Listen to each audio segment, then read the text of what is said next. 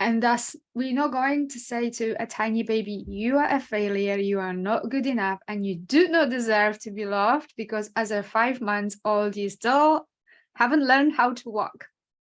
But Absolutely. we do that to ourselves. Well, once we grow up and we failed at something the first time, suddenly that makes us not good enough to have the success and the love. And I find this fascinating how what we encounter over the years through our childhood, the stories and beliefs that we pick up along the way, makes us so risk averse and failure averse, Mm-hmm.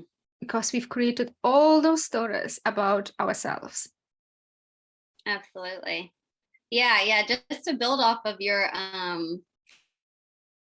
the analogy of, like, how we deal with children when they fail. I was a elementary school teacher before I became a coach, and I remember having that realization of, I would never talk to my students the way that I talk to myself. And Mm, what is so different about me when I mess up versus them when they mess up? Like, when is the threshold for it to be okay for you to tear yourself apart when you make a mistake? It's when you're 13 or 18. One day you just wake up, and now when you fail, you get in trouble for it, versus yeah. being positive and growth oriented around that. Hmm.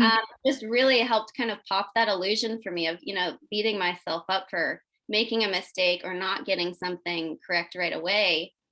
Doesn't make any sense. I would never treat anybody else like that. And I actually find that super helpful when working to change somebody's self talk, Hmm. is visualizing themselves as a child.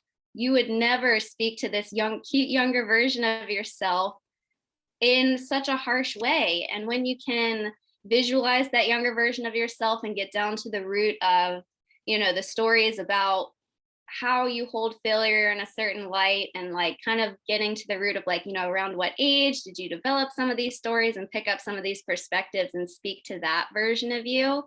It's so transformational how quickly people can make that shift of, you're right, Hmm. I would never say these things, and I deserve to be so much kinder to myself, and it makes that transition so much Yeah. easier.